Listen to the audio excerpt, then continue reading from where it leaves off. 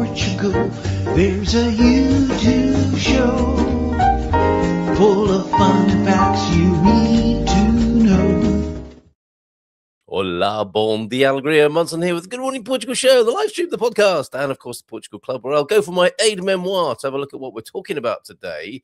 And that's where you can find out what's gone on in previous shows as well. Thanks to, I think, some of the more positive help of AI, I can put the transcript of my hour or so long show into Grok and ask for 10 bullet points of what we talked about. That, to me, is a fantastic user case or application of AI. Crunching things using that kind of digital brain power that would take us ages to do. I like that a lot. I am resisting, however. Yes, my Portugal resident column is out today. I've gone a little bit deeper into the conversation I had with Mama Bear about what to do about the inevitable, the last taboo, should you be here in Portugal, and her book about that. So that's in today's column. The only AI I use when I'm writing is to give it an overview, like an editor might, of is it readable and is it technically true. Never do I let AI rewrite my things. What about you? Not judging that, actually. For some people, I guess it's, if you're struggling to get motivated to write an email or some other composition, it might be a good jump start using AI. I clearly got an email yesterday that was written by AI, and it just killed the mood, quite frankly. I got a message from somebody who's a PR for somebody who helps expats move, I think, to Hawaii, possibly. So not very relevant to us. There may be some sort of universal themes in there, but the email started up. It was so great what you chatted about with Jane, and wasn't Gary thoughtful? And this is like a video. That's Gary Austin. The last time he was on the show was months ago, and I don't think it was referring to that particular performance anyway. It was so contrived. So there's a time and a place for everything, isn't there? Including the use of AI, and I guess we are still figuring that out. Vernal Equinox, same to you. Igualmente, T-Duck this morning. And I know you, certainly, of all that were assembled yesterday, when Therese and Samuel gave way to Nuno and Raquel, you enjoyed the quiz. So I'm going to inflict the quiz further this morning on you. You can choose which questions. Our GuMPers here this morning can choose the questions that we go for. Obviously, some of them have been answered already, but there are still, I think, another 14 questions possibly to be asked. 6 yesterday. So you can put the number in the chat. I'll tell you which ones are available. Put the numbers in the chat, and then the first one to answer. We'll have to do it like that because we can't do it like a traditional pub quiz, but we can do shout it out in the chat, and we can see who's a bit of a brain when it comes to Portuguese culture. It's a great pleasure for me to do, I have to say. And the next one we will do, I think, is the 31st of March. And when I'm back from my little trip away next week. And on that matter of next week, I'm not going to do morning shows, but I will be over on school checking in from Italy. So those of you who are on school and supporters over there at SKOOL, I'll check in from different parts of my trip in Bologna in Italy. And I might do some kind of head-to-head action. So here I am in an Italian cafe. Do they do it better here or in Portugal? Here I am eating a pastry. Here I am eating an ice cream. Might try a few things like that. Here's what they think is a top tourist destination. How does this compare to Portugal? Or might just hang out and say hi and have a coffee with you. And I'll be doing that over on school. So we'll take a break on the YouTube mornings like this. Last one tomorrow for a week. And then back, I think the Tuesday, the 31st, that will be the Tuesday when we're back, and then doing a quiz that evening. So, yeah, a little bit of a disruption to the schedule, but of course, I'll be available in some of the other ways that I remain at your service pretty much 24/7, right, when it comes to having a great time here in Portugal. Oh, thank you so much. A cup of cha has just been delivered. Fantastic. Thank you, Mrs. M. Right, where did we get to? Vernal equinoxes. Mrs. M, is that today? 19th of March? Tomorrow? It's the new moon today. New moon today. So we're going into the vernal equinox. Tomorrow, says Mrs. M. And the Mercury retrograde goes direct, which I think is a good thing. Yeah. The transit is also reversing out of Uranus, I hope, I pray to God that is the case. The Bygrave bonus today refers to spring. Look, happy last day of winter, everybody. If I take your comment off, you'll see the rest of it. Tomorrow is spring.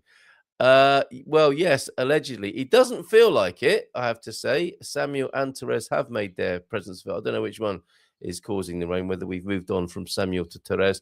And you heard my plea yesterday to stop giving these storms human names and just call them what they are. Expletives, basically. So thank you. That's a Bygrave bonus. Actually, we missed some of these. St. Patrick's Day, you were celebrating for us as well, or prompting us there. Kate, thank you very much for these. These are over at school. Remember, puns on St. Patrick's Day don't just shame you, they shame us all. Oh, Lord. Right. And I think we missed one before that as well. What have we got here? The future is a concept. Oh, words of wisdom, I think. The future is a concept. It doesn't exist. There's no such thing as tomorrow. So does that mean we can't have spring? There never will be, because time is always now. That's one. This is like one of those late night conversations. Suddenly, that's facilitated by certain substances, which Alan Watts may have been partial to, as well as the booze he liked to drink. That's not to say he wasn't an amazing Zen philosopher. That said, that's one of the things we discover when we stop talking to ourselves and stop thinking. Stop talking, Carl. Well, it wouldn't make a very good live stream, but I do get the point, Alan. And stopping thinking, I'm a big fan of that. We find there is only present, only an eternal now. Amen. Fantastic. Thank you very much. More Bygrave bonuses over there at the Portugal Club, 50 plus life in Portugal, over on school. Now, I'm going to stay there for a prompt for a few more other talking points this morning before we get into the quiz. You choose the questions, you answer them as well, and we'll see how good your grasp is of Portugal culture, Portuguese culture. Let me go to my captain's log then for today, the 19th. This is written yesterday, of course, and the little sort of prompts and so on to talk about in the morning, as well as the these were the notes when we were talking. Yes, these are the notes when we were talking to Mel, when certain keywords appeared to hamper broadcast. It was bizarre, wasn't it? Now, Mel, I spoke to Mel afterwards, and she said she normally her internet connection is really good. It's not a normal thing to happen. But yes, make of that what you will. The first prompt, it was an article that I thought was interesting. Let me share that on the screen for you as well. And this dread conflict and nonsense that's being drummed up in the Middle East. There is an article in the Portugal Resident. Maybe I'll talk to Natasha about this. I suspect she wrote this in the... oh, no, this is one of Michael's. Opportunity or obstacle. Here we go. Yeah, how does... The great news we've heard so far is that when the Iranian ambassador to Portugal was asked if Portugal was in any trouble, he's like, oh, I hadn't really thought of that. No, I don't think so. I think you're all right. Long may that continue. But of course, in the globalized world that we live in, and I was thinking about this yesterday, it is, it's said, isn't it, in that sort of Alan Wattsian sort of way, that when a butterfly flaps its wings on the other side of the world, some sort of, I don't know if you would call it a karmic event or some sort of reaction, there's a reaction to every action.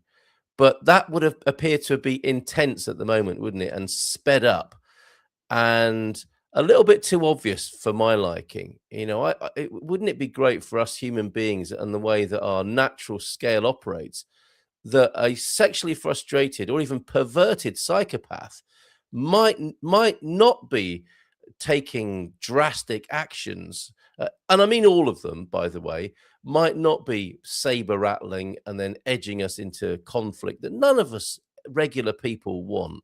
And if you do want to see the vaporization of children and suffering of people, displacement and the horrors of war, and spending money on weapons of mass destruction and inflicting them on other human beings, this probably isn't the show for you.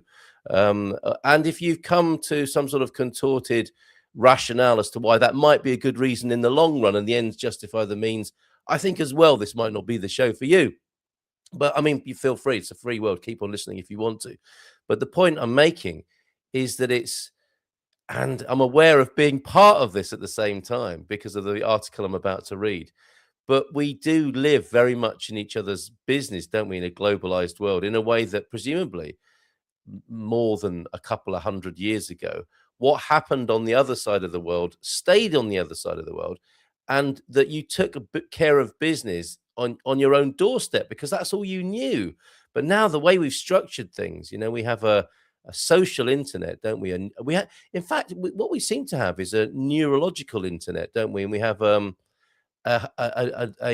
rather too often triggered nervous connection to all of the world using information. So the way that sort of our nerves work in regulating ourselves as a body, that's a massive international global body now, isn't it? That is in turmoil, and the whole body feels it because of the way we've structured things, as I'm going to talk about now. But it would appear to be somewhat of a fact of life, a fact of modern life, that what goes on the other side of the world is so rapidly brought to our attention.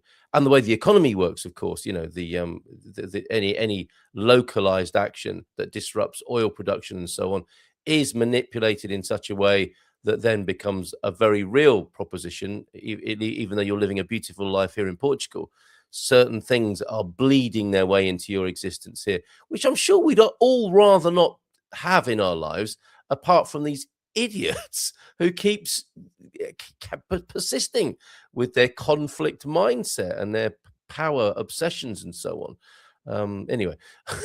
Anyway, opportunity or obstacle? Iran war raises questions for Portugal's tourism sector, and I genuinely do wonder how this is going to be for Portugal. And it's a good question by Michael. Is it an opportunity? Is it an obstacle? We remain a safe place to come on holiday. But Dougie was saying this. He's in Villamora at the moment, and he's very much aware of there's a shift from foreigners coming and staying who can afford to and live for longer periods in the Algarve, for example. And he from his sort of straw poll or sense of it, it is affected already. People are a little bit upset and startled, and that's not good for tourism. People may not want to travel.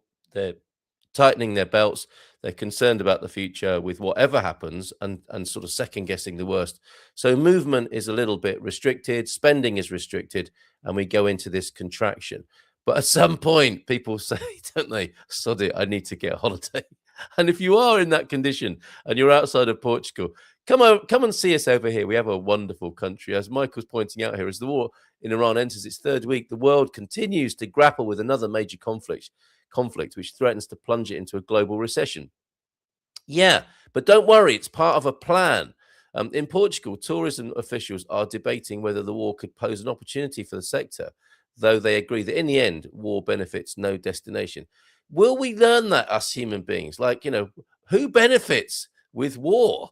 It's certainly not the everyday people, is it? As we see time after time, who just want to get on with their lives and grow their kids, enjoy their lives, have a gin and tonic or a pastel de nata and cheers in the sunset.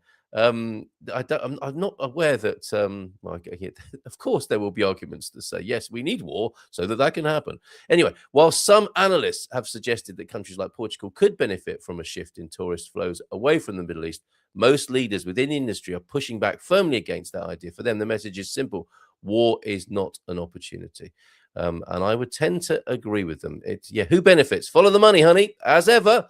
It is unpleasant to say that the attack on Iran brings opportunities for tourism in Portugal. A war never benefits any destination, says Pedro Costa Ferreira.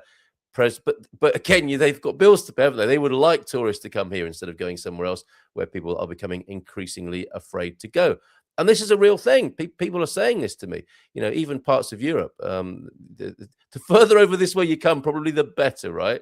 Despite these risks, some have pointed to Portugal's perceived safety and geographic distance from the conflict as factors, there we go, that could make it more attractive to travelers, especially as the summer holiday season approaches. Let's see what happens, right? Last year, Portugal was ranked, I'll remind you, the 7th safest country in the world in the Global Peace Index, adding weight to that argument. So it's a good question, Michael. Michael Brujo, also speaking at that event where this was being discussed. José Manuel Santos, president of the Alentejo Tourism Board. What a lovely job to have. Said tourism thrives on peace. Tourism thrives on peace, doesn't it? War is the enemy of tourism, he said. Still, he admitted Southern Europe might see a small bump in visitors seeking security. So there you go. More views and thoughts on that in this article. And you'll find a link to that over at my captain's log. What else is over there? This is an interesting curiosity about a levy. Oh, this is amazing. And it kind of gives you an idea as to how tax works. And of course, tax is important when you're building lots of bombs. Where else is the money going to come from? Adrian, good morning to you. Let's say a few good mornings. Dealing with some heavyweight stuff this morning. Didn't know I was going to say all of that. We see what happens, don't we? We hang the virtual seaweed in the wind and see what happens. Anything can happen on the Good Morning Portugal show. And you can influence that, of course, with your comments. Valerie saying here, look, latest comment just in, no one benefits from war except the greedy political leaders looking for self-gratification. Well, at least they send their own children to war. Oh, no, that's not true. Anyway, Adrian, good morning to you. Bom dia todos e todas. Very good. All in all, bon dia, alegria, GuMPers from top moderator and top producer T-Duck. Blue Spannerman is here. Hit that like button. He's telling you. Please give it a try. Do we still hit the like button? Bon dia from Sarah and Team Yeoman. Bon dia, Sarah and T-Duck says, Pete, Matty and Adrian as well. Bit gloomy this morning, but at least no sun glare when I'm taking the missus for... Oh, when you get to my age, the sun glare can be a bit of a problem. Good luck with the tests, by the way, Mrs. B.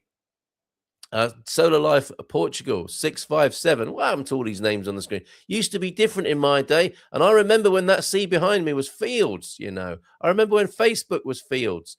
Hold on, what's going on here? And they are also in Hola, bon dia, Malta. João Restaurant, bon dia, Portugal. Not just that, but a bon dia, alegria, Portugal as well. Morning, John. How you doing? And yes, I didn't include your comment about the unlaid egg. More quiz questions yesterday, but yeah. I think it became clear how that happens, and it's unlike that horrific other serving suggestion that you mentioned yesterday morning. Bon dia e alegria from Kate as well, the aforementioned with her Bygrave bonuses that you can see at the Portugal Club.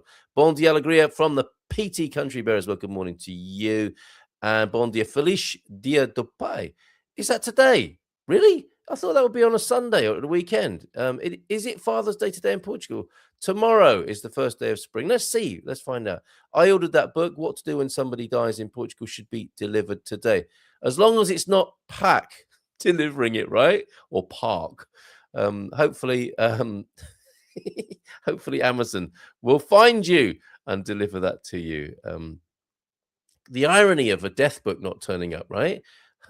Less reliable than the Grim Reaper. Grim Reaper deliveries. That's a brand you could trust. I use AI to debug my code. Works fine and offends no one. Isn't that great? There you see another good use case. Are you a vibe coder as well? Are you coding with AI or just using it for the debugging? Are you bringing the human touch to the coding and letting AI do the great job of very quickly looking over it in a way that would be a lot slower with a human being? Very interesting. Any other? T-Duck's just gone off for a number 2. Well, okay, we'll wait till you get back, T-Duck. Bon dia, GuMPers. If Feliz Quinta sun's still here and the temperature was over 20 degrees yesterday, gorgeous. Training and coaching later, so maybe outside for the first time this year. Wow. It may be that you have to wait for the first day of spring to get outside. In this new world of global whining, as T-Duck put it yesterday. I just ordered a great little book I haven't read for ages. Some by David Eagleman has 40 alternative afterlife in different chapters. Great to make you think or just read around a campfire. A campfire or a campfire, I wonder. Either would be fun, would it not? Thank you, Pete. I've not heard of David Eagleman and the book Some. So is that a little bit like that trend of alternative endings where you could choose your own ending? Well, that was a bit of an 80s thing, wasn't it? Bon dia. And I'm going to take you back to the 80s in a moment with this very interesting taxation idea that came up before we get into some quizzing. Carl Hyde also joining us this morning a little bit later on. We'll run some quiz questions past him. We'll give him a nice, easy one. I'm going to reserve a question for him. Because I think he might know the answer, which will ease him into the quiz. A lot of people do have quiz hesitancy, I notice.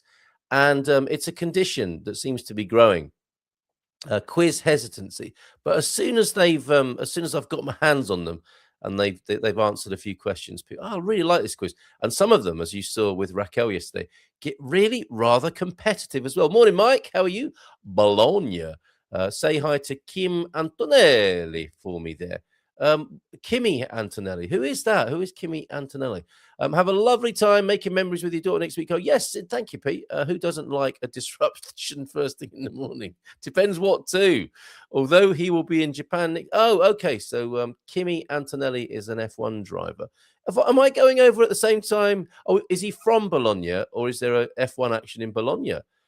That's been disrupted, isn't it? The F1 calendar. The exact moment is 14:26 tomorrow for a little bit of vernal equinox action. Morning. It's great to have you here this morning, by the way, Valerie. Looking forward to spring. I did say that the weather may be slightly delayed. Yes, indeed. 46, another 20 minutes. You're playing with us here. There we were thinking it was 26, and now we've got to wait another 20 minutes for spring. I'm eagerly looking forward to Sabado. Can you guess why? He's back on the road, everybody. Public enemy number one is getting his license. $1 extra on the price of oil is an extra $1 million on air fuel. Oh, my word. Shock horror. Going somewhere that has virtual slavery and evil oil overlords is not a great place. What are you talking about, Dubai? To holiday. Spain's flights are all booked up. Sure, Portugal will be next. That's interesting. So you think it's going to be a good year for Portuguese tourism then as a result of all this nonsense? I received an arbitrary 30-day suspension and only a mere 6 months after I had already paid the fine for a rather minor and commonplace traffic offence. Did you cross the holy white line? Was that it? Because that is serious here, isn't it? Crossing the white line. You can drive as close as you want to the person in front, but if you cross that solid white line, that is, I think it's in the in the Catholic code of driving here. That's an offence, not only against the state but God as well, or it would appear to be, given the punishment that you face for it. Was that the thing? A social internet or a social internet? Which one did you mean, Carl? Well, what's the difference? I think it is easy. It is a way easy to be negative and disruptive on the internet. To be able to call it social. Bon dia from Gary as well. Nice to see you, Gary. How are you doing? I got a month, but it took them 2 years to administrate. 280 kilometers per hour was a tad excessive. Yes, bang to rights there. What were you thinking? How much is that in old money? So it did seem fair to me. What was your offence? Who profits from war? Easy. Weapon industry and manufacturers. Yes, of course. No one benefits from war. Yes, indeed, except the greedy political leaders looking for self-gratification. How do we stop them, though? Make love, not war is a very good prescription and idea, isn't it? Come on, Donny. You've got a beautiful wife. Why doesn't he spend his time loving his beautiful wife? Or is she a mere trophy? Connect with her. Interrupt her filmmaking schedule. Make love, not war. Come on, you guys. If everyone was busy making love, being affectionate and pleasant to each other, there wouldn't be any time for this nonsense, would there? Bon dia todos. And I know I sound like an old hippie, but who cares? Watch out, Mel's here now. I might crash the show again. Even at this distance, Mel, 280 kilometers per hour. What were you driving? Not your TM3, I assume. He was driving the Bat. He's given away the fact that he is Batman, and that place of his with the solar farm that is used by a navigational aid by NASA is actually the Batcave. And he was coming out to help tidy up in Portugal's Gotham City at great speed, and the GNR didn't like it. We like your results, Batman, but we don't like your methods or the speed that you drive at. And Robin, aka Diane, could have given you the heads up that GNR were following you. I think I've rumbled him. He knows who benefits from war is the aggressor. No one is willing to stand up to. That is why bullying works 9 times out of 10. Yeah, only once in a while is someone willing to do something other than just stop it. Indeed, more people need to hit that like button. Yes, that's right. Things you hear old folks say in cafes. Yeah, when I was a kid, we used to hit the like button all the time. And the youngsters, they just don't do it anymore. I surely can't be the only one to do so before the end of this great show. Thank you, Adrian. That's a great way of showing your affection, hitting and caressing the like button. Hey, where's Jackie this morning? She got native in Spain. Question them. Oh, I see. Okay. Kimmy won last weekend. He's the grand old age of 19. Talking of youngsters. See, it's definitely Father's Day today. We have cards and items from the school. The kids. So, Mothering Sunday, Dia de Mai, Dia de Pai, is a Friday, interestingly. So, is that what happens? No, what am I talking about? Thursday. On a Thursday? How are my kids supposed to take me out on a Thursday? And other parents, other dads being taken out. Surely that would be better on a Saturday or a Sunday. The kids have, or maybe it's always the same date, the day before spring, is it? The kids have made and are father and son football matches. There are father and son football matches going on. Fantastic. I bet you're getting a piece of that action, Henry. Superb. Jimmy, good morning to you. How lovely to see Jim White here. Bon dia, todos, bon dia. Mel, are people here for the quiz? If you are, I better get on with it. Let's just make sure we say hello to everyone. Good morning to you, Gemini, as well. Of course, it was the TM3. It is only kilometers, not miles. Only 280, and not slow and rusty like that. All right, Tesla banter going on there. Yes, I executed a safe and expeditious overtake. Maybe that's. Did you say that in your defense? You got an extra fine for using big words. Over a white line of someone doing 10 kilometers. They should get a ticket, right? Who here has not done a similar overtake of a tractor or cyclist? Yeah, you're just not allowed to do it. You've got to sit there and get frustrated, haven't you, rather than overtake on a solid white. Here she is, Buenos Dias or something like that, from BM Dia. Stunning inland village of Alicante wine region. Second viewing on same cave house. Oh, it's looking good for the cave house then. Father's Day in Germany is always on a Thursday. What? But the difference is that that day is a public holiday in Germany, so no one is working. T-Duck, testing situation in progress. Codes in the chat.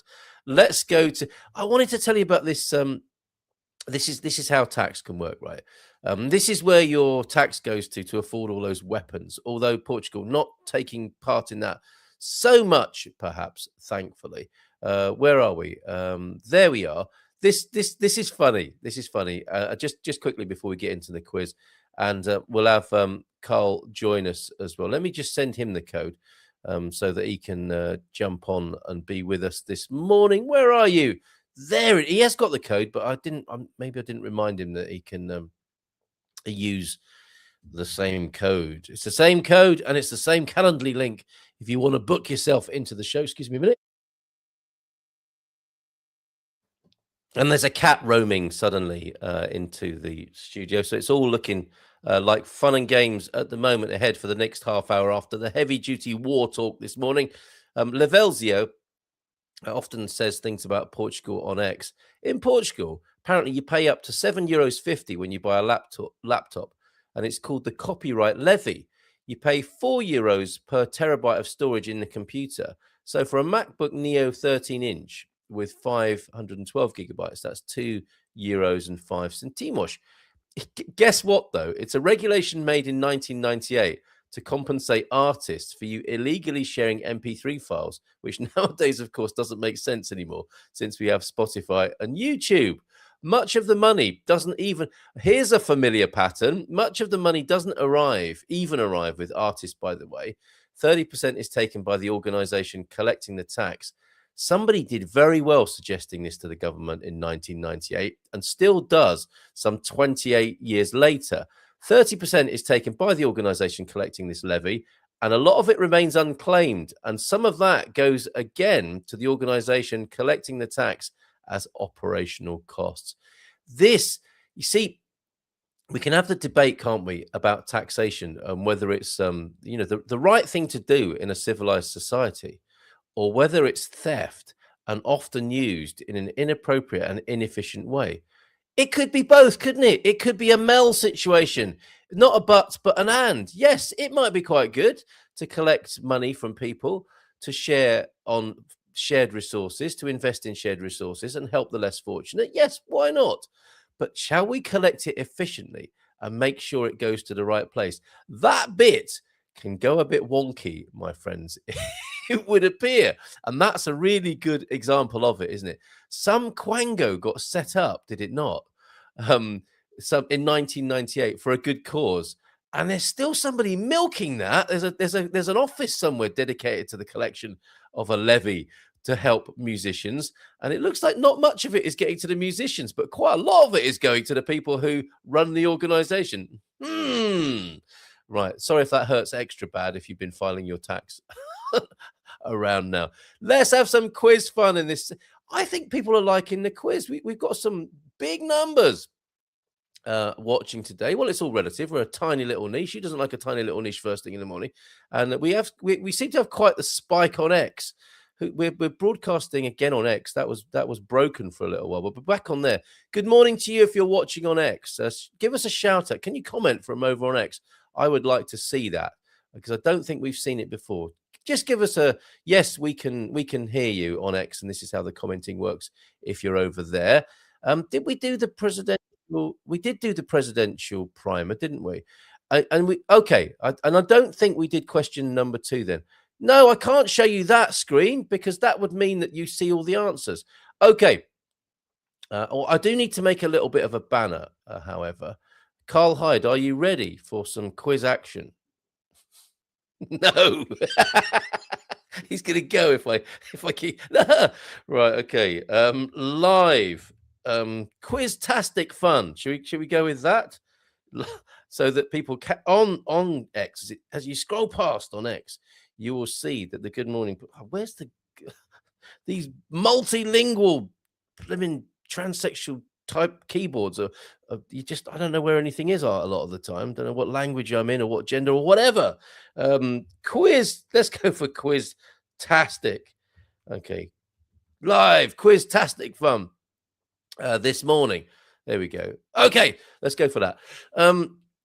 And I'm going to ask you question 2 than you asked for. And we can't repeat questions from yesterday because some of you will be at an advantage and that'll be boring. But we mentioned the Tagus River where the Pink Palace of the President is.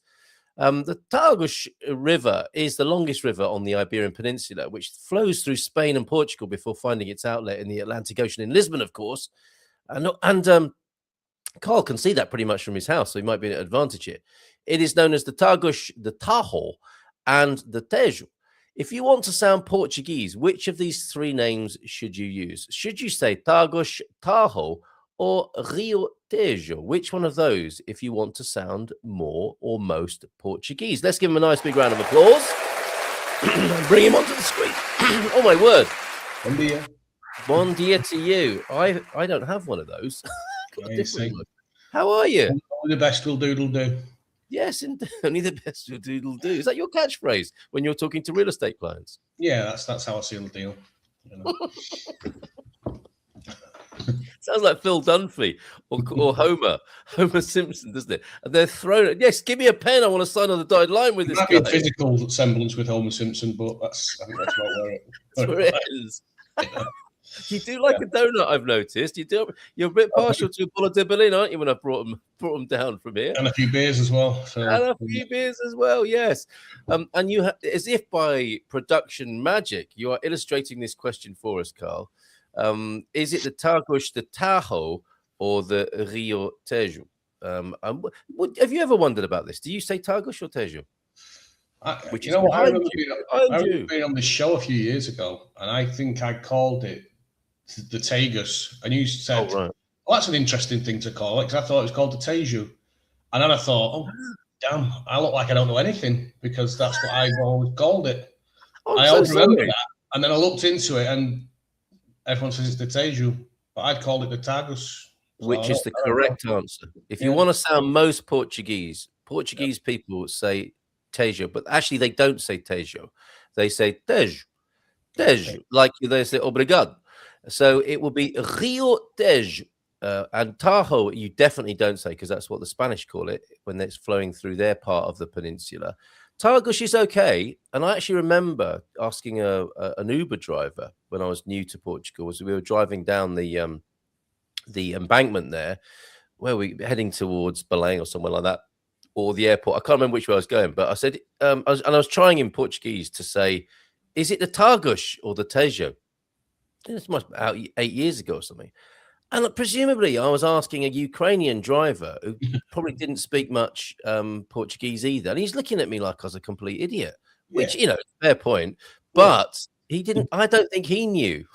Well, the thing is, the trains. You got these the trains. I think it's Ferratagus, something like that. So on the trains. Ferratagus. That's right. That's based on Tagus, isn't it? So that's where I got it from, I think. And then I do have to think whenever I'm referring to the river what I call it, because I do call it the Teju now. So yes, yeah, I think that's best. So well done. That's a great entry here and a nice talking point.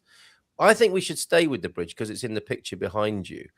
And I've got a lovely question for you, and I'm inviting numbers from our GuMPers here this morning for further questions. Before we get into all of that, though, how are you doing? How's business? How's everything going in the capital? Yeah, it's good. It's starting to pick up a little bit. People are starting to come over. You know, the people who want to move in the summer are really starting to motor now, and they've got to come and make trips. So that's kind of ramping up. I've got a family coming from the UK at the end of this month who are considering Margin Sul, you know, looking around Cascais and see the prices are considerably higher. So Margin Sul is another option. So we're exploring possibilities over here. So I think I'm going to be doing a lot more of that probably from the end of this month, spending time with people, driving around, do viewings and things like that. It's natural. It's the way the cycle of the business, the way it goes. So in that respect, it's going to get busier. Personally, I've been doing a bit of DIY this past month. And what have you been up to? Oh, you know what, Carl? I wish I hadn't bothered. That is part of the process, isn't it? Because you go into it, you go like, I'm going to show my missus, I'm going to show the kids what I'm made of here. It's an alpha male possibility, isn't it? Well, you ain't lost it, but you're halfway through and you're thinking, oh dear. The thing is, my main bathroom, the ceiling looked like a Petri dish to my shame, because it's just perfectly white in the summer, you know, it's cleaned, and you know, and then just you look up one day and you're like, wow, it's alive. You know, it's got a mind of its own almost. So I did that. Is it mold? Is it mold you're talking about? It's black mold, yeah. Obviously we know that it's quite prolific here. Pet mold, it's called. Yeah. Vito was saying this on Monday. All Portuguese people have got some pet mold, but yours have got some limbs, had it? Yeah, it was talking to me and that when I was taking a shower. You know, it wouldn't leave me alone. So I did it all properly. You know, I treated it with vinegar first. That was advice that I got from the Whitbys, actually, because they got some experience with sailing, and they said the best thing you can use is not bleach, it's vinegar. So I treated it with vinegar, and I treated it with bleach just to get some extra kill in there and take some of the colour away. Sanded it, all this, beautiful, did a great job. Then I thought, what else can I do? So glass shower curtains a little bit, it's catching on the bath. It's just one of those things. So I thought, I'll try and fix that. Anyway, ended up making it a little bit worse than my efforts. Oh no. And then 3 days after, I was taking my Portuguese class, and this almighty crash. And the thing had just fell. It's a big, heavy piece of glass. It just fell off and smashed everywhere. No. That little job of like, you know what, I'm just going to sort that one little problem out turned into days of grief, because like a DIY nightmare. Oh, you could have been on a new one. Yeah. Realise your drill's broken, go and buy a new drill. Oh. Then you've not got the right drill bit to go through tiles because you need one with a carbide tip. And it was just, and I said, you know what? I don't want to do DIY again. And so, at that point, you don't really want to get a professional in, because they'll say, oh my God, what happened here? What idiot's done this? Yes. And you say, I don't know, he bought it like this. Yeah. So I did a few things, got halfway through some others. And now the two were just sat on the floor in the corner looking at me, wondering when they're going to be used again. So yes. Yeah. And suddenly you're going to wish you hadn't mentioned it, because everyone now is an expert on mold, Carl, telling you what you should have done. Well, here's the thing. I mean, I know there's a lot of companies out there. I'm sure there's some things you can do to help, but there's no magic cure, really. I mean, ventilation, dehumidifiers, and things like that really do make a big difference. But I've got a bathroom here with no ventilation. Yeah, I don't know why anybody would build a house and not put a vent on it. Well, a bathroom. Yeah. Well, this is what Pete's saying. You need an extractor fan, but you knew that, didn't you? We had to get them fitted in all our bathrooms. Our builders looked at us like we were aliens. Yeah. And I suppose you know you can do a wipe every time. You could open the door and the window, But the thing is, Carl, sorry, it's hard as well because, like, I mean, I've got a few herniated discs in my spine and that, so they're always looking up and doing work. I said if I could just flip the room upside down for half an hour, it'd be no problem. But when you're looking up and you've got, I think the universe heard you wishing that your room was flipped upside down and started smashing it up by the sound of it. There you go. Is that what you wanted? No, not like that. It's just a real pain. You know, it's one of those things that you don't want to do. So, it is part of life here. You have to ventilate it. And even in newer buildings, it can be a problem. Much less likely in a newer building. And I've got properties that don't have this issue as well in my own area, you know, where they don't suffer from it. So, but yeah, my house does, just on one side of the house, by the way. The other side of the dark side. The cold side, presumably. You know what? No. Is it not? It's the side. So as I'm sat now, the sun rises in front of me in the forest opposite me, and it sort of tracks round, and it's the side that is gets sun exposure all day or most of the day. That's the side that has the problems with damp. Maybe rising damp. Yes, it's a differential that causes it, and the condensation then presumably. Yeah. Okay, I promise you, we didn't have this conversation just so that Kate could say this. I met a man once who used to love tractors. Now he's an ex-tractor fan. Oh dear, oh dear. Sorry, if you tuned in for the first time on X this morning and you had to experience that, I can only apologize. But that's pretty much how we roll here. Bleach does not kill mold. I think he does. He just said so with an extra. I'll tell you what the bleach does. Is it just takes the color away. You know, it won't. It will do something to it, but vinegar is apparently the best. So I just get this 14% vinegar solution off Amazon, douse it in that. And it overall it's better, but it's amazing how resilient mold is. I mean, clove oil can kill it though. Look, I had not heard of this, but I imagine clove oil could kill it. Cloves are amazing things, aren't they? So that's I've never heard of that one, to be honest with you. I've never heard of clove oil. When I'm doing the vinegar treatment, I love breathing in the vapors, and I'm thinking anything in my lungs that's lurking around there is also going to get treated by the white vinegar vapors. I made the stupid mistake, and I've done this before, because I get one of those pump sprayers. I doused the ceiling with the bleach, so left the vinegar on for 24 hours, then washed it down with water.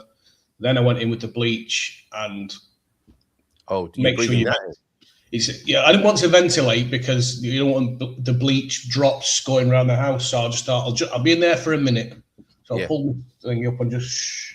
In a proper sort of builder way, you just pulled your shirt up over your dangerous. Face. Yeah, came out thinking. Yeah, your eyes were watering. Your wife saying, "What's up?" The breathing, it gets in your lungs. I mean, it can be deadly. So I thought, you're such a tool. It really makes sense now why you wish you'd never started. And if you've just tuned into the show that loves life in Portugal, yes, we're talking about mold this morning. The joy of mold and pet mold, as Vitor put it. However, I mean, that loft extension of yours, from where you were able to take this fantastic photograph, is a success, is it not? Is this from your back? It's not from your back window, is it? You see, what it is, I want to focus more this year on Margin Sul, which is my neighbourhood. I mean, I've helped people buy houses across the country, and I still will, you know. But you know the potential for Margin Sul. It's growing in popularity. And while most of my business is in Lisbon and Cascais, just naturally is, I'm trying to draw more attention to this side. So this was part of my initial drive at the start of the year, and I have been a little distracted and not followed through with what I wanted to do. But that image I actually bought from Shutterstock because I wanted a good quality image that just represented that, you know, I do work Lisbon. There's Lisbon in the distance. But very clearly I'm on this side with the Cristo Rei and the bridge. So that's going to be just some of my background going forward. Yeah, well, that's it. People on the Almada side get the best view, don't they? For sure. There's amazing views. You know, yesterday I was in Trafaria. I went for lunch with a colleague, Bruno, and I've never been to Trafaria. I've been here 6 years. There's a brilliant ferry across from there, isn't there? And lovely restaurants as well. Well, that was it. So he said, we'll meet for lunch. We wanted to discuss a little bit of work in Margin Sul.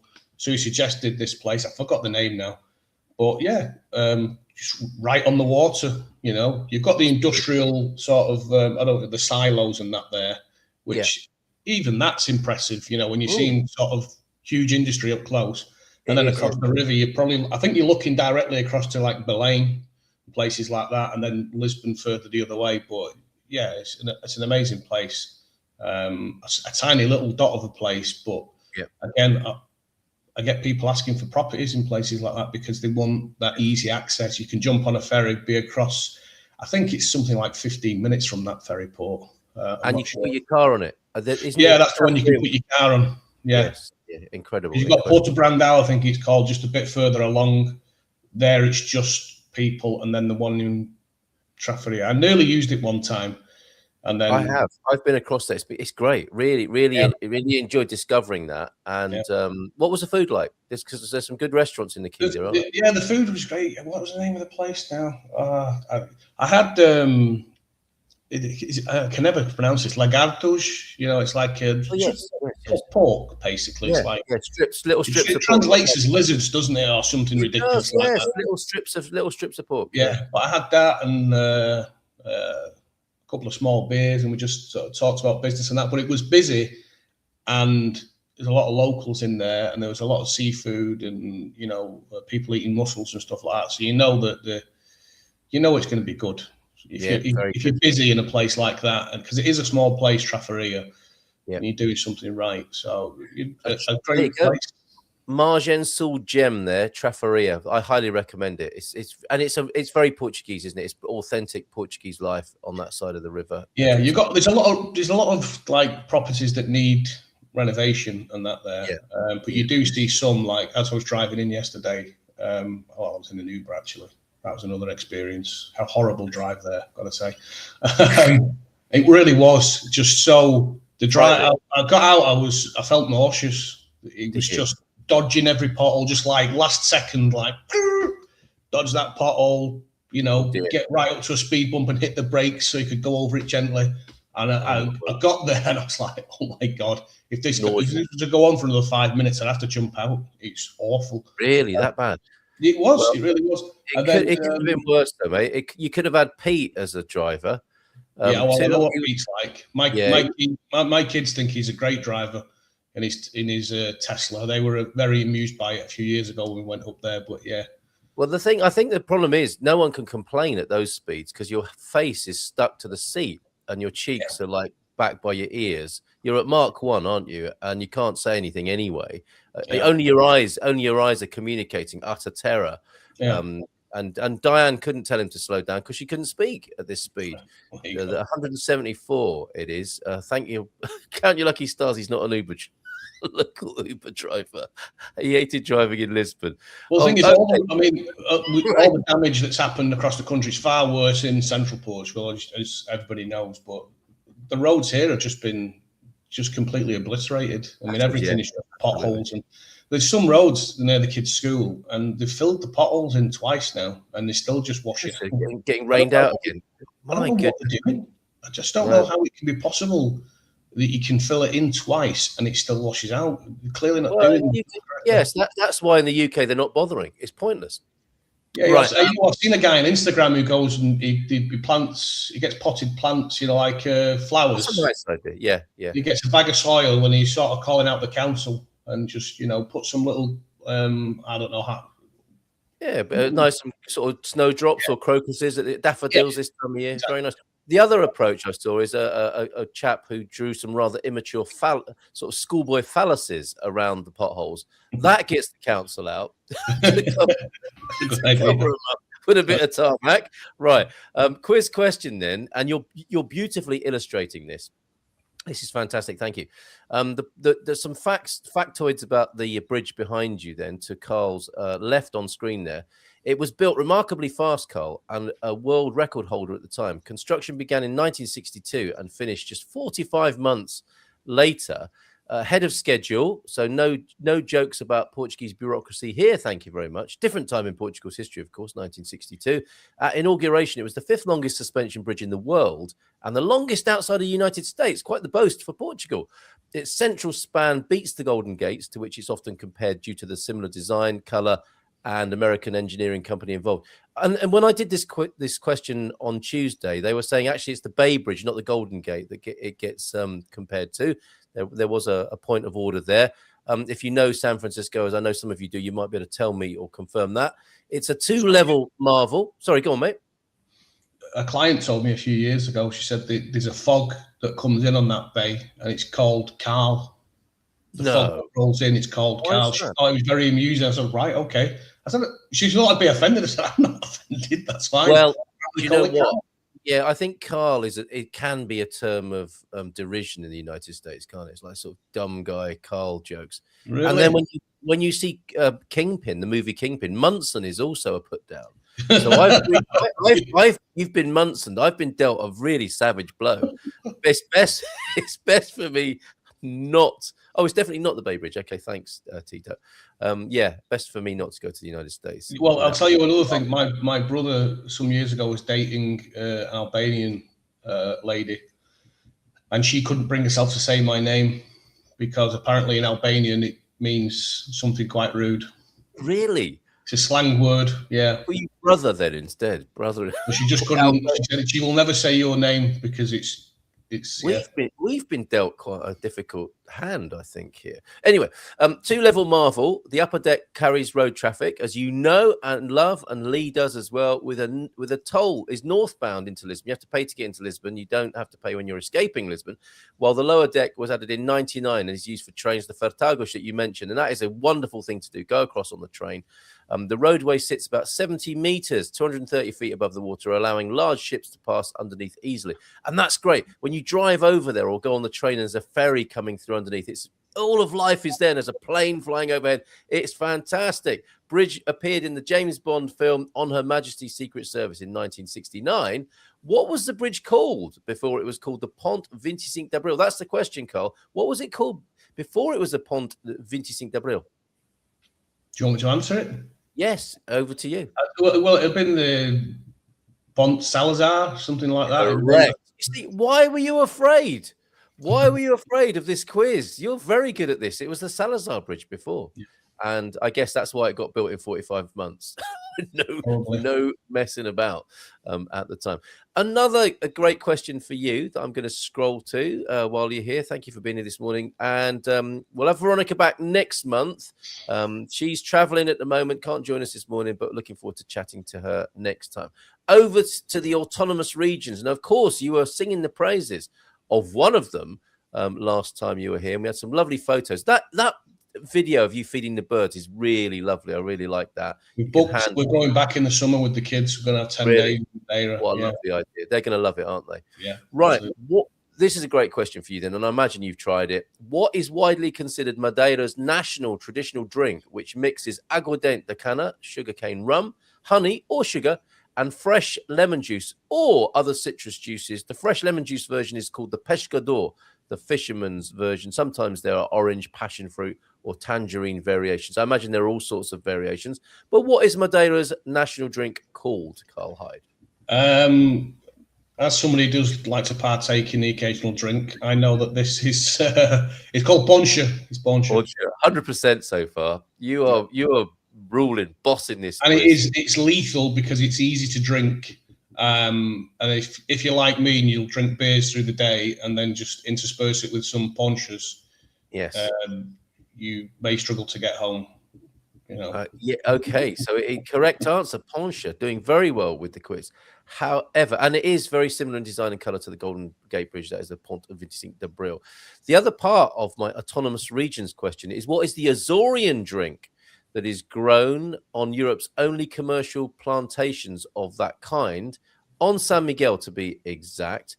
What would be or could be considered as the Azores or Azores or Azores if you're American? What would you say is their characteristic traditional national drink? Not necessarily alcoholic would be a clue here. Well, I don't know the answer, but I do remember seeing recently a video about an island over there where they've got these black stones. They've built these walls in the fields, basically, and it's to protect a crop. So it stops them from the extreme of the heat in summer and the extremes of the cold and the wind in winter.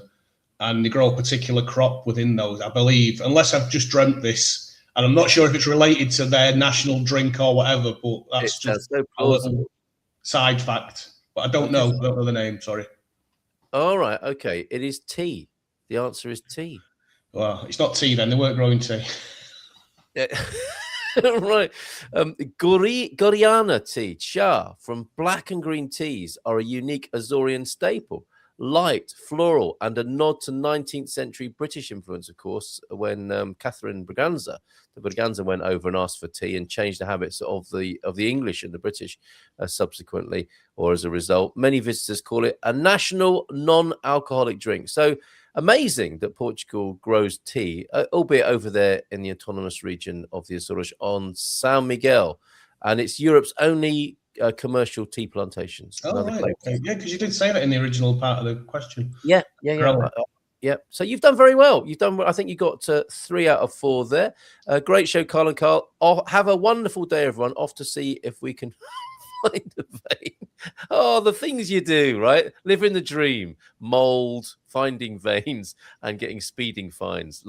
Life in Portugal. AI says bleach only kills mold on hard, non-porous surfaces, but is ineffective on porous surfaces like concrete or stucco, as it only kills surface mold while leaving the roots. Did you have a Tyrolean finish? And that's not a private, euphemism. Was it a bumpy sort of Artex on the ceiling where all the mold can hang about? No, it's just paint. It's nothing. Oh, right. About. Okay. But he's right about that, because I did do a bit of a deep dive on it, and that's what the vinegar does. It's sort of you get old, you get boring. I'm touching 50 now, so these are the things you do to pass the day away. Investigate how mold works. But it does have roots, and you've got to kill those roots, and that's what apparently the vinegar does. I mean, bleach will have that immediate effect. I'm sure it doesn't help it. It has that immediate effect of washing away the colour, so it appears much better. So that's why I used it afterwards as well. And I just thought a bit of chloro can't do any harm. That's trying. Yes, that's a Portuguese grandma, isn't it? Bit of bleach can't do any harm. Stick it in everywhere. So it'll kill something. Yes, including the person. Then paint it with the most expensive paint I could find. Like, just went into the local. Like every Portuguese town has 10 paint shops, and you wonder why when you first get it. Yes. Yeah. It's because the thing is, it's been that much of a miserable winter. That my own house, the front, I was walking up the path the other day, and the front's got lichen growing on it, which usually just grows on one side. And I thought that is because it's been so wet and miserable, and it's had this outsized effect now on houses everywhere. You look around, and all the houses are sort of a bit blackened or miserable looking on the outside. And that's why there's so many paint shops, because everyone's buying paint and painting the houses every 3, 4, 5 years. Yeah, it's true. The holiday homes on my street are not looking all shiny and white. They've had a bad winter, and it shows itself very quickly, actually, that deterioration. Probably sea breeze as well. Oh, Jackie has just been on a call, just speaking to my realtor. I'm sorry, I missed a few minutes of the show there, speaking to my realtor about my cave in Spain there. The last few comments then. Thanks, mate. It's been great hanging out and chatting with you. You've done very well in the quiz. Joao Ernesto, sorry to hide you for a moment. It seems to me that half the time the marked dash line section of the road has no business being such. We're pretty sore here about the ban crossing the white line, and the solid line part is where the road is most open. Am I right? It can be, and you've just got no argument with this. If you cross the white line and the GNR says you did, I think it takes a very long legal battle of 27 years to get out of that, and that's why most people, I think, you just got to pay the fine. Take it on the chin, don't they? Yeah. Look at this. You think you had how much does it cost you this little project just to take a little bit of mold off the ceiling? It's probably set you back a bit, hasn't it? Well, it's not really so bad. I mean, I've got all the tools you could want, and I had the paint sat there for 6 months waiting. It was just time and effort. It's not enjoyable. Painting is not an enjoyable job. I hate painting. Yeah, painting ceilings is the worst. Again, because you're looking up and it's just a real pain. There's no pleasure in it at all. But it's next winter I'm going to be looking at it. I want to see if my efforts have paid off, because if it comes back as bad as it was with this super duper Robiolac paint that cost €80 for a 4-litre tin, and with all my vinegar and bleach and effort, if it comes back through, I'll be. Let's diarise that. Let's diarise that for a year's time. Yeah, Damp Guard is who you're talking about, Adrian. And the reason you pay to come into Wales is fine for English for taking our garden 100,000 years ago. We Welsh kept our sheep there originally, mate. I think you've upset Welsh Jackie there, Pete. AI says vinegar is more effective for killing mold roots. There's another good use for AI, but must never be mixed. Don't mix it. The combination creates gas. He's absolutely correct, which is why I said that after the vinegar, I rinsed the room down with water first. So I filled the pump spray up with water, drenched the ceiling again, and just diluted. But it is extremely dangerous. So be very careful doing that. Don't do that. Henry here, drilling out the hole for our extractor through a 550 millimeter thick stone. I thought that's how wide the hole was. That's a window, isn't it? Strictly speaking, the thing is, you can't get decent extra. I was going to fit one myself because I thought I'll just buy the core. In fact, I've got core drill bits. I've got everything. Yeah, for somebody who's not really a DIYer, I'll do bits. I've got everything you'd need. But if I was fitting one, I would want like an extra large, because otherwise they sound like jet turbines going, and I don't want that either every time I'm going about. I'd rather have one that was like, I used to build gaming PCs, and you can either fit an 8 centimeter fan, or you can get the 12 centimeter fans, and the sound difference is huge between the 8s and the 12s. So I'd rather have like a super deluxe model, but I look in Leroy Merlin and places like that. I've even looked online. I don't see anything that stands out as like, it's 3 times the price, but almost silent and extracts a massive amount there per. There's got to be a smart fan. In the age we live in, there must be a smart fan with an app that senses your daily ablutions and can vent. I'd be disappointed if there wasn't, Carl. I'll be honest with you. Yeah, you're right. Absolutely. It's the age we're living in, the Internet of Things, including smart fans. Finally, then, fathers as we are, it's our special day today. Don't work too hard, mate. Expect a cup of tea at any minute. Feliz Dia do Pai to you and all fathers watching this morning. I'll go and get you. My daughter got me a gift. Give me 30 seconds. All right. Yeah, okay. All right. Well done on the quiz, everybody. I hope you enjoyed that at home. You're looking at what was the Salazar Bridge formerly, and of course, after 1974, became the Pont 25 d'Abril. So it's had 2 victory names, hasn't it? Salazar's original building of the thing in 45 months, and then when he was overthrown, another victory naming 25 d'Abril. What you got then? She's done me a little mug. Oh, look. There we go. Yeah. Did she paint that? Yeah, she's painted it. So she couldn't wait to give it me this morning. She was knocking on the door at 6:30, and I just pretended to still be asleep because it's just too early for me. She came back again at 7, like knock, knock, knock. Oh, bless her. How lovely. Yeah, she's very sweet. She's very sweet. Yeah, we love our kids equally, and you have to tell them that, obviously, otherwise they get terrible self-esteem problems. But daughters are very special, aren't they? When they're doing like the lads are still asleep, aren't they? Snoring and farting and whatever. Well, they didn't say. I mean, the youngest boy is a bit more, but the eldest, I'm not going to get anything from him. He's nearly 15. Nothing. He's 15 tomorrow. So there's no. Well, he's like a carbon copy of me, so you can imagine. Oh my God! I'm having a. It's not good. It's not good. But yeah, there you go, mate. Look. Yes, we'll have a lovely day. Smart fans will probably video in the bathroom. I hadn't thought of that, but you're probably right. And that sounds a bit kinky to me. I'm trying a PVC ceiling in the bathroom. It's working. Well, it's a nice change from a mirror, I suppose, isn't it? The reassuring feel of PVC. I've actually thought about doing that myself because I did that in the UK. I had an apartment there for years, and that had mold issues because it was in the back end of the flat, and it attracted to go. So I just put PVC, a false PVC roof in, like slotted, like tongue and groove thing, and that worked perfectly. But obviously you can't then see behind it. Are there any other issues if there's water ingress from somewhere else? True. It can be growing away in the background. So I think we can safely say this morning, look, the words video and bathroom triggered the censor. Incredible, isn't it? Well, thank God there are censors on YouTube, because nothing bad ever happens on YouTube, does it? To death and taxes, I think we can add war and mold as inevitabilities in life. People still want to keep talking about it, that's for sure. You've really started something here this morning. I think I'm just another thing, Mel, to add to your rap sheet of things that need to come to the attention of the authorities. Cheers, Carl. Felicia, Dia de Pai, and we'll see you again next month with Veronica. We've run over a bit, but that was great fun. Thanks, everybody. We'll see you tomorrow morning. Have a great day, and all the best there in the Margin Sul. Ciao, ciao, everyone. In Portugal, there's a YouTube show full of fun